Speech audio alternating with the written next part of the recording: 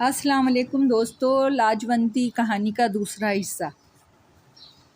مجھے اس کی موت کا بہت دکھ ہوا، لیکن میں دل میں پریشان بھی تھا کہ اب آگے نہ جانے کیا ہوگا۔ کہیں لاجونتی نے کسی سے میرا ذکر نہ کر دیا ہو۔ لیکن کچھ دن گزرنے کے بعد کوئی غیر معمولی معاملہ درپیش نہیں آیا۔ میری بہن قمرالنساء بہت اداس تھی۔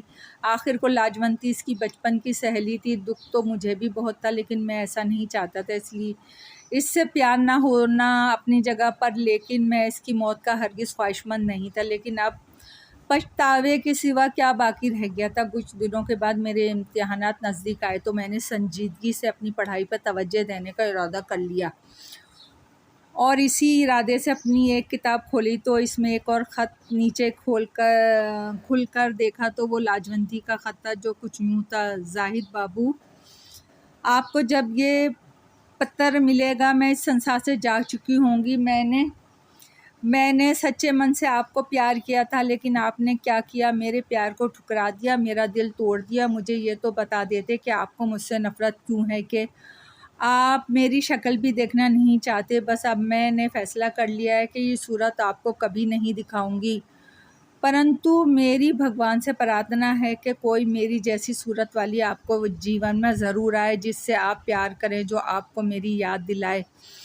میں یہ سنسار چھوڑ کے جا رہی ہوں، لیکن میری آتما بے چین رہے گی۔ میں نے آپ سے سچا پیار کیا تھا، مجھے آپ سے کتنا پیار تھا، لیکن زاہد بابو، آپ نے میرے پیار کا جواب نفرت سے دیا، جو مجھ سے برداشت نہیں ہوا۔ جب آپ کو مجھ سے پیار ہی نہیں ہے تو میں نے زندہ رہ کے کیا کرنا ہے؟ اس لیے میں آتما بنا کر کے اپنی جیون کا خاتمہ کر رہی ہوں، اور یہ جاتے جاتے آپ کو شراب دے رہی ہوں کہ آپ کو لاجونتی سے نفرت ہے، لیکن بھگوان کرے کوئی ایسی لاجونتی آپ کے جیون میں آئے جس سے آپ پیار کریں، جس کو آپ دیکھیں تو آپ کو میری یاد آئے، صرف اور صرف آپ کی لاجونتی۔ اس خط میں اکثر جگہوں پہ تحریر دھندلائی ہوئی تھی، جیسے اس خط کو لکھتے ہوئے اس کو مسلسل رونا آ رہا ہو۔ میں نے وہ خط احتیاط سے محفوظ کر لیا اور اپنی زندگی میں مصروف ہو گیا۔ وقت گزرتا گیا اور لاجونتی کی موت کو 3 سال کا عرصہ گزر گیا۔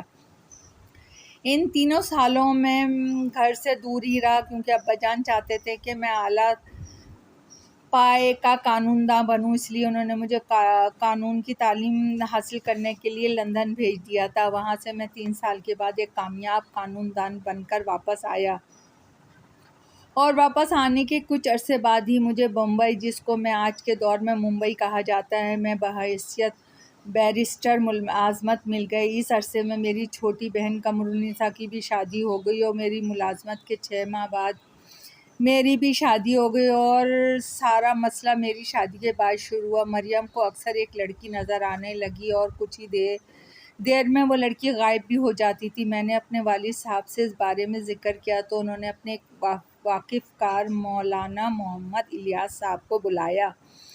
انہوں نے مریم پہ قرآنی آیات کا دم کیا، اس کو نماز کی پابندی کی تلقین کی۔ یوں کچھ دن سکون سے گزر گئے، لیکن کچھ دنوں کے بعد پھر سے مریم کی طبیعت خراب رہنے لگی۔ انہی دنوں میرے دوسرے شہر میں تبادلے کے احکامات آ گئے تو میں نے مریم کو بھی اپنے ساتھ لے جانے کا فیصلہ کیا، حالانکہ میری والدہ ایسا نہیں چاہتی تھی، کیونکہ مریم ماں بننے والی تھی۔ اس لیے میری والدہ پہلا بچہ پیدا ہونے کی وجہ سے اس کے لیے فکر مند تھی، لیکن میرا یہ خیال تھا کہ ماحول کی تبدیلی ہونے سے اس کی طبیعت سنبھل جائے گی، لہٰذا میں مریم کو اپنے ساتھ لے آیا۔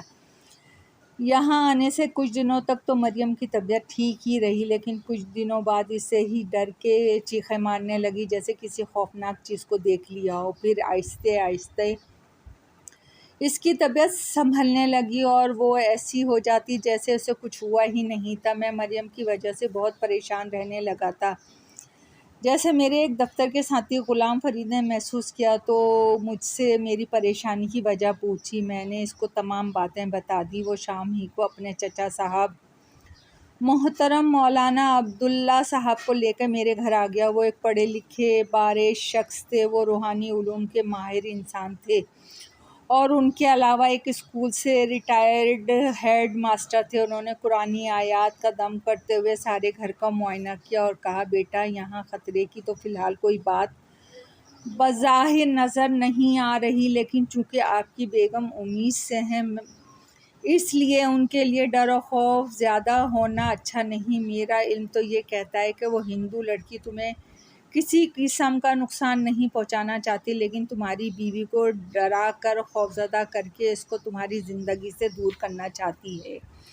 میں آپ کی بیگم کے لیے ایک تعویذ لایا ہوں، انشاءاللہ ان کی اور آپ کے بچے کی حفاظت کرے گا۔ ہاں، لیکن ایک بات یاد رکھیے گا، رات کو 12 بجے کے بعد جب آدھی رات ہوتی ہے، یعنی رات کا آخری پہر ہوتا ہے، اس وقت آپ نے کسی بھی صورت گھر سے باہر نہیں نکلنا، کیونکہ اس وقت شیطانی طاقتیں اور روحوں کا مخصوص وقت شروع ہو جاتا ہے، لہٰذا آپ کو احتیاط کرنی پڑے گی۔ لیکن مولانا صاحب ایسا کب تک چلے گا؟ میں نے پریشان ہو کے پوچھا۔ دیکھو بیٹا، میرے علم کے حساب سے 2 طرح کے لوگوں کی روحیں زیادہ تر بھٹکتی ہیں، ایک وہ جن کو بے وجہ قتل کر دیا گیا ہو، اور دوسرا وہ جو اپنی ادھوری خواہشات کے ساتھ خودکشی کر کے اس دنیا سے رخصت ہو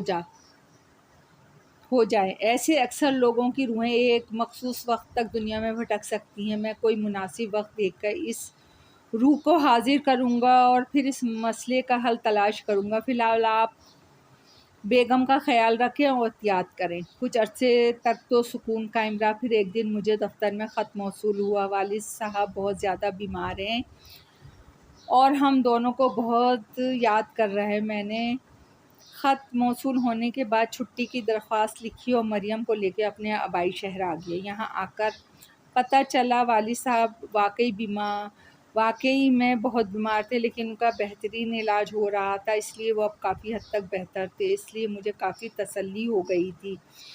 کچھ دن اپنے آبائی شہر میں گزارنے کے بعد میں نے واپسی کا ارادہ کیا، لیکن مریم نے یہاں رہنا تھا۔ بچے کی پیدائش میں تھوڑے ہی دن رہ گئے تھے، اس لیے میں نے اس کو اپنی والدہ کی نگرانی میں چھوڑ جانے کا ارادہ کیا۔ لیکن جس دن میرے واپس جانے میں ایک رات باقی رہ گئی تھی تو اس آدھی رات کو مریم کی طبیعت خراب ہو گئی۔ میں نے والدہ کو جگانا مناسب نہ سمجھا، وہ پہلے ہی والد صاحب کی بیماری کی وجہ سے بہت بے آرام تھی، اس لیے میں مریم کو اپنی گاڑی میں اسپتال لے گیا، جہاں جا کے معلوم ہوا کہ بچے کی پیدائش میں ابھی 5-6 دن رہتے ہیں۔ مریم کی طبیعت خراب ہونے کی وجہ سے ٹینشن تھی، جن خوفناک حالات سے ہم لوگ گزر رہے تھے اس کی وجہ سے مریم فکر مند رہنے لگی تھی، اسی وجہ سے اس کی طبیعت بھی خراب ہو گئی تھی۔ کافی دیر کے بعد جب مریم کی طبیعت ٹھیک ہو گئی تو میں اس کو لے کے گھر واپس آنے لگا۔ موسم بہت خراب تھا، طوفانی ہواؤں کے جھکڑ چل رہے تھے، موسلا دھار بارش ہو رہی تھی۔ میں موسم کی وجہ سے آہستہ آہستہ گاڑی چلا رہا تھا، جبکہ مریم پچھلی سیٹ پہ لیٹی ہوئی تھی، دواؤں کے زیر اثر غنودگی میں تھی۔ میں چاہتا تھا کہ ہم رات اسپتال ہی میں گزار لیتے، لیکن اس نے گھر جانے کی ضد لگائی ہوئی تھی۔ اس کو اسپتال کے ماحول سے وحشت محسوس ہو رہی تھی، مجھے بھی اس کی ضد کی ماننا پڑی، اور اب دل میں ہی میں اللہ سے دعائیں کرتا ہوا احتیاط سے گاڑی چلا رہا تھا۔ آسمان سے زمین تک جیسے پانی کی چادر سی تنی گئی تھی۔ اس طوفانی موسم کی وجہ سے ساری سڑک سنسان پڑی تھی۔ میں دل میں اس خطرناک موسم کی وجہ سے پریشان ہو کے گاڑی چلا رہا تھا کہ اچانک میری گاڑی کے سامنے ایک عورت آ کے کھڑی ہو گئی۔ میرے اعصاب کیونکہ پہلے ہی تنے ہوئے تھے، اس لیے میں نے فوراً بریک لگایا۔ میرے اس طرح اچانک بریک لگانے کے باوجود مریم بے فکری سے سوتی رہی۔ میرے کئی دفعہ ہارن دینے پر بھی وہ عورت اپنی جگہ سے نہیں ہلی۔ اس نے ساڑی پہنی ہوئی تھی اور ساڑی کا پلو اس طرح سر پہ لیا ہوا تھا کہ اس کا چہرہ چھپ گیا تھا۔ میں تنگ آ کے گاڑی کے باہر آیا اور اس سے پہلے اس کا بازو پکڑ کر اس کو راستے سے ہٹا دیتا اس نے اپنا گھونگھٹ اٹھا دیا۔ اس کو دیکھ کے خوف کے مارے میری زبان بھی بند ہو گئی۔ وہ عورت کوئی اور نہیں بلکہ لاجونتی تھی۔ مجھے اس طرح خوفزدہ دیکھ کے ہنسنے لگی۔ بابو، مجھ سے ڈرنے کی ضرورت نہیں ہے، بھلا آپ کی لاجونتی آپ کو کوئی نقصان پہنچا سکتی ہے؟ میں تو بس یہ کہنے آئی ہوں کہ آپ کے پاس جو میرا خط ہے اس کے پیچھے مجھے جواب لکھ دو، میری آتما مکت ہو جائے گی۔ میں اس سنسار میں بہت بے چین ہوں، آپ کے جواب سے مجھے سکون آ جائے گا تو میں یہاں سے چلی جاؤں گی، لیکن دیکھنا بابو، پہلے جیسا جواب نہ لکھنا۔ یہ کہہ کے وہ ہنسنے لگی اور ہنستے ہنستے کہیں غائب ہو گئی۔ میں جیسے تیسے گھر تک پہنچا اور اگلے دن صبح ہوتے ہی اپنے دفتر کی جانب روانہ ہو گیا اور اسی شام کو مولانا عبداللہ صاحب کی خدمت میں حاضر ہو کے تمام ماجرا بیان کر دیا۔ وہ میری بات سننے کے بعد کافی دیر تک آنکھیں بند کر کے بیٹھے رہے جیسے کسی گہری سوچ میں ہوں۔ پھر کچھ دیر بعد آنکھیں کھولی اور بولے، بیٹا اس بچی کی روح بہت بے چین ہے، اس نے تمہیں خط لکھ کر اپنی دلی جذبات کا اظہار کیا اور تم نے اس سے جان چھڑانے کے لیے بدلے میں اس کو نفرت بھرا جواب لکھ بھیجا۔ وہ برداشت نہیں کر سکی اور اس دنیا کو چھوڑ گئی۔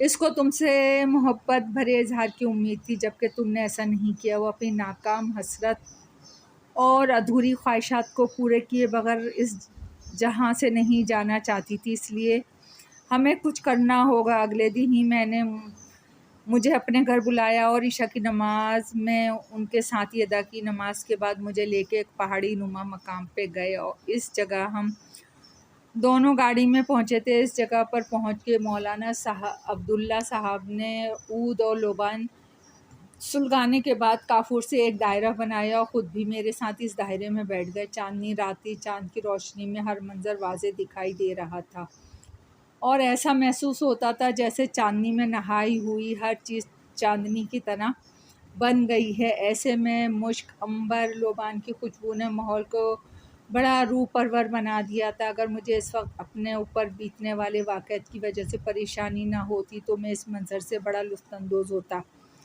لیکن اس وقت میرا ذہن مختلف سوچوں میں گھرا ہوا تھا۔ اس حلقے سے بیٹھنے سے پہلے مولانا صاحب نے مجھے بتایا تھا کہ یہاں اس جگہ وہ اکثر اپنے خاص عملیات وظائف لے کر آیا کرتے ہیں اور کبھی کوئی مسئلہ حل طلب ہو تو ان کے غلام موکل حضرات ان کی مدد کر دیتے ہیں۔ اس کے علاوہ انہوں نے کسی بھی صورت میں مجھے اس دائرے سے باہر نکلنے سے منع کیا تھا کہ جب تک عمل مکمل نہ ہو جائے نہ میں نے اس دائرے سے باہر نکلنا ہے، نہ میں نے مولانا عبداللہ صاحب سے کسی بھی قسم کی بات کرنی ہے۔ میں نے ان کی ہدایت پر عمل کیا۔ تقریباً نصف شب کے نزدیک ایسا محسوس ہوا جیسے تیز ہوائیں چلنے لگی ہیں اور ان ہواؤں میں بہت سی چنگاریاں ہوں، چنگھاڑتی ہوئی آوازیں بھی سنائی دے رہی تھیں۔ کچھ دیر بعد یہ سلسلہ تھما تو ایک مانوس آواز سماعت سے ٹکرائی، زاہد بابو! میں جو اس ماحول سے وحشت زدہ ہو کے آنکھیں بند کر کے بیٹھا ہوا تھا، ایک دم چونک کے آنکھیں کھول دیں۔ میرے سامنے دائرے سے باہر وہ لاجونتی بیٹھی ہوئی تھی جس نے میری راتوں کی نیند اور دن کا چین حرام کیا ہوا تھا۔ بابو، آپ نے مجھے بلایا ہے؟ کیا آپ کو بھی مجھ سے پیار ہو گیا ہے؟ وہ لہجے میں حسرت لیے بول رہی تھی۔ ہاں لاجونتی، مجھے بھی تم سے پیار ہو گیا ہے اور میں تمہیں خط کا جواب بھی لکھ کر لایا ہوں۔ یہ کہہ کے میں نے ایک خط اپنی جیب سے نکال کر ہوا برد کر دیا جو لاجونتی نے ہوا میں تیرتے ہوئے پکڑ لیا۔ مولانا عبداللہ صاحب کی ہدایت کے مطابق میں نے لاجونتی کے اس خط کے پیچھے جو اس نے اپنی آخری سانسوں کے درمیان میں لکھا تھا، اس خط کے اگلے صفحے پہ میں نے لاجونتی سے محبت کا اظہار کیا تھا اور اس کی محبت کو بھی قبول کیا تھا۔ یہ ایک ہی طرح کا تھا اس سے بے چین روح کو قرار میں لانے کا تاکہ وہ پرسکون ہو کے دنیا چھوڑ سکے۔ جب اس کے خط اس کے ہاتھ میں پہنچا تو میں نے مولانا صاحب کی ہدایت کے مطابق زور زور سے آواز میں کہا، لاجونتی، میں تم سے پیار کرتا ہوں، میں تمہاری محبت کو قبول کرتا ہوں۔ یہ بات سن کر اس کے چہرے پہ ایک جاندار مسکراہٹ آ گئی۔ پھر اچانک ہر طرف تیز ہوائیں چلنے لگیں اور ایسا لگا جیسے آندھی آ گئی ہو۔ ہوا تیز رفتار ہوئی، مٹی اڑ اڑ کے لا رہی تھی۔ ہم نے اپنی آنکھیں کو سختی سے بند کر لیا۔ پھر اس واقعے کے 3 دن بعد میرے گھر بیٹی کی پیدائش ہوئی جس کی شکل و صورت بالکل لاجونتی جیسی تھی۔ اس بیٹی کا نام ہم نے شہربانو رکھا اور مجھے بیٹی سے بہت زیادہ پیار ہے کیونکہ اس کے بعد میرے 3 بیٹے ہوئے لیکن کوئی بیٹی پیدا نہ ہوئی، اس لیے اکلوتی بیٹی ہونے کی وجہ سے مجھے اس سے بہت پیار ہے۔ جب تک لاجونتی کے ماں باپ زندہ تھے وہ یہی کہتے تھے، شہربانو لاجونتی کا دوسرا جنم ہے، جبکہ میری والدہ کہتی تھیں یہ لاجونتی جیسی روپ لے کے پیدا ہوئی ہے۔ بہرحال اس رات کے بعد ہم میں سے کسی کو لاجونتی دوبارہ نظر نہیں آئے۔ آج اس واقعے کو کئی سال بیت چکے ہیں۔ میری بیٹی شہربانو نانی بن چکی ہے، لیکن جب کبھی لاجونتی کی ناگہانی موت کے بارے میں خیال آتا ہے تو دل دکھ سے بھر سا جاتا ہے۔ دوستو، کہانی اگر پسند آئی ہو تو لائک اور سبسکرائب کیجیے گا۔ آپ کی دعاؤں کی طلبگار۔